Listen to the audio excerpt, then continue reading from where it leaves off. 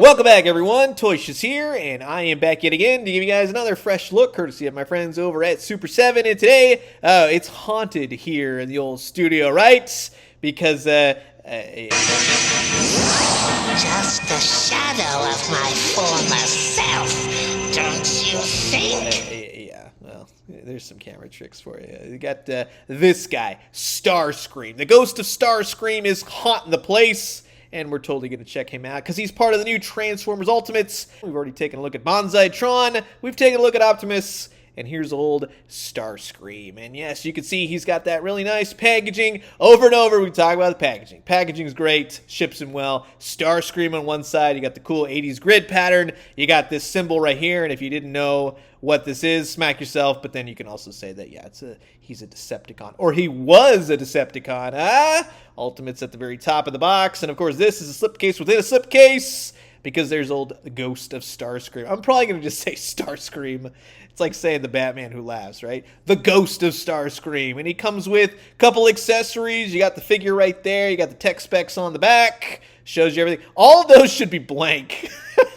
To be honest with you, right? I mean, he's dead, essentially. I mean, he can haunt people. So it should just say possession, and then all the power meters just through the roof. Anyways, we're going to have some fun taking a look at this pesky poltergeist. So sit back, relax, grab yourself a nice hot cup of coffee. Hey, maybe even a couple eyes of Metroplex. This is a look at the brand new Transformers Ultimates, The Ghost of Starscream by Super 7. Man, doing any type of voice for Starscream, it's like you either have to be a smoker for years, you just wreck your voice every single time. But here's a Starscream and all his, well, not very many accessories out of the packaging. After opening Optimus Prime, then going from Tron to now the Ghost of Starscream, I'm a little bit underwhelmed, to be honest with you. He comes with several extra head portraits, which is nice. You have the very cool glitter effect. We'll talk about all that in just a second. But, in terms of the details, they're there and they aren't. This head in particular, I do like because it's meant to be the original Starscream toy head, and I definitely dig that, much like the Optimus Prime one. I like that little extra throw in. He does come with a couple extra hands. Again, they have a little sparkly glitter effect to them. Everything on this guy is translucent, comes with a pair of extra fists as well, and some weapon holding hands. But then when you get to Starscream, well, there's many ways to look at this, I have to say. One, I am a huge fan of Starscream. He is my favorite Transformer. So, of course, naturally, when I saw this, I was like, oh, heck yeah, that's awesome. It's the Ghost of Starscream. What a great idea. And as you can see, he's very glitterized. He's very clear, very translucent. And it's fun. It's a great idea. He's very hollow. He's very light. But when you put him up against the light, he's very see-through, he's very ethereal, he's spooky, he's ghostly, but then when he's not, it doesn't achieve that look. He does remind me of those glittery snow globes with like the gel or water. I just really feel like when you look at this guy up close, you expect him to be filled with liquid. But in the actual cartoon, when the Ghost of Starscream shows up, he's very sparkly, very glittery, right? But I don't know if this necessarily achieves, it's like yes and no. Right? That's the best that I got for you. But in terms of the articulation, it's pretty much a solid Super 7 offering, right? He does have his null rays that can pop on and off very easily. The look, the face, I'm not sure that it captures Starscream perfectly. So like I said, I'm a big fan, a big stickler for Starscream. His elements are there. This one, I guess you could say, is a lot more cartoony. I do like the fact that he is very clear, very see-through. It's a very unique figure. We'll say that through and through. The head portrait, though, like I said, I don't think that exactly captures the look of Starscream. It's a little bit off in some senses. I like to give him a smirk on this one head portrait. The head is a little bit big for his two little shoulder things, right, to kind of fit through. You get minimal articulation in terms of that. Now, when you pop off the head, and let's put on the toy version, you're going to get even less movement because it's a little bit wider, right? So it's going to hit the red parts. But I like that this head is smaller, and I think that the Starscream heads with the smirk, or just regular, is a little bit too big for this body. It should have been just a little bit smaller or around this size. And as you can see, yeah, you get minimal articulation when it comes to this head. However, in terms of the arms, the biceps, the elbows, I think you get a lot more rotation, a lot more movement, let's say, than Optimus Prime. Maybe around the same as Bonsai-tron, but this one seems to move and work just a little bit better. So you get the 90-degree angle of the elbow, which I like. It's single-jointed elbows, but that's okay in terms of that. He's got bicep, he'll swivel. He's got the hands. I think that the hands are entirely too big as well, right? Maybe not the fists, but we'll look at that in detail. Like I said, the null rays, that'll go up and down, right? They tend to work with you. You can actually move them around to where you move him around. He doesn't knock into things. Now, he does have a semblance of an ab crunch to where I would say it doesn't really do much. It kind of just rocks just like that, right? And then he has a waist swivel, but then the part of his cone pops in. Oh my God. Oh. Okay, I thought I just totally wrecked this thing.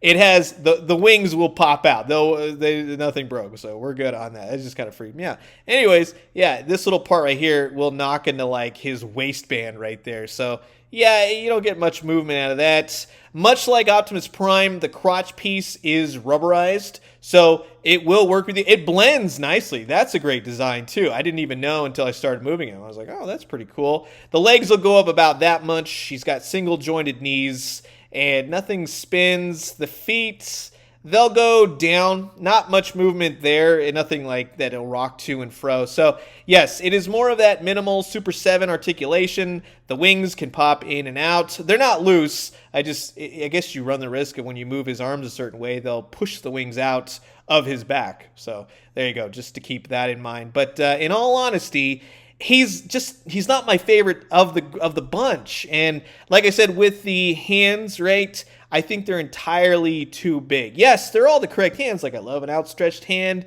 a more of a a sinister hand, like a come hither hand. That all works for Starscream. That's what I would expect for the Ghost of Starscream.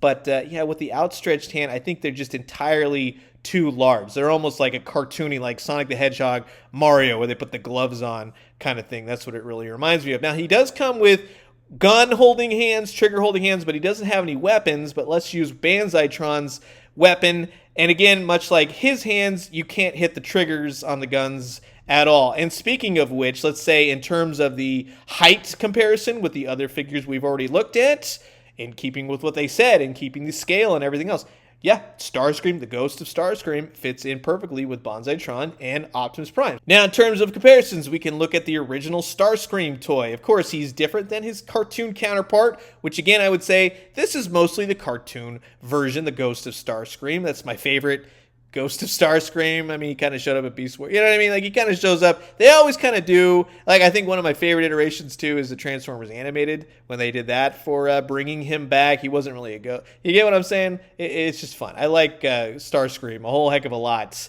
But I don't know if this necessarily captures the essence of the Ghost of Starscream. And here's a bunch of Starscreams to just show you in comparison. Now, I've spoken previously, let's say with Optimus Prime. That will vary in matching him up with your other Transformers scales. Bonsai-tron tend to fit a little bit better. With the Ghost of Starscream, I would say this kind of works against and with most Transformers scales. He's a ghost, so you can have him floating. It doesn't really matter in terms of size, yes and no, but this one you can fudge in a little bit better as opposed to, say, Optimus Prime. And then when you have other Transformers that when he came back as a ghost and haunted and possessed and everything else, yes and no, it works. You see what I mean here? Like, I think he's entirely too big. We'll just say that. But you can have some fun. Even if he just was in your collection of Starscreams, it does work. You know, just possessing Scourge here. Poor Scourge. He just gets the brunt of it all. Galvatron is definitely going to have to call somebody. Who are you going to call to fix this 80s mess, right? The Ghostbusters, of course, the real Ghostbusters. In terms of him, I don't know, using other characters in the Waves accessories, surfboard. Yeah, he can definitely, he's the ghost, the surfing ghost of the spaceways, right? You could totally do that. This one I'm a little bit torn on, I gotta be honest with you. I'm a huge fan of Starscream. I'm actually really stoked to have a Ghost of Starscream in my collection. However, I don't know if the sparkly effect, everything else, really works to bring forth that. How they could have changed it, I think if anything, I would have said more accessories. He's entirely light on the accessories. I really wish he had some maybe Eyes of Metroplex or shiny parts like effects you could put on him, something like that. A weapon, even though he's a ghost, you know what I mean? Little accessories that are show specific, just like they did with Optimus. I think that would have enhanced it and made me feel like I'm getting more of a product, especially for the price that you're going to pay. When you compare him to Optimus, I mean, what would you rather have? A figure with all the accessories, he's 8 inches tall, or Ghost of Starscream, where he's got a very interesting design. He photographs really well, especially when you put lights or keep him in the dark. You know, he's got that ethereal, spooky look to him, but I don't know necessarily that I would say, yes, you actually have to have him. He's kind of really on the bottom of my list of the 3 that we've looked at thus far. But I am curious to know what you guys think about this Ghost of Starscream. Is it for you? Will you be grabbing? Comment below, let me know. Let's talk everything Ghost of Starscream. And thank you again to Super 7 for sending this out to give you guys this early, fresh look. And I'm going to leave you guys with that. As always, drink some great coffee, eat some great food, but most importantly, remember, you know what would have been really cool? If you had, like, his legs that were in that one scene, right? When he finally shows up in the Ghost of the Machine episode. I mean, just things like that. That's what I like to see Super 7 do, in all honesty. And when you do, let me know what you found. I'll talk to you guys soon. Adios.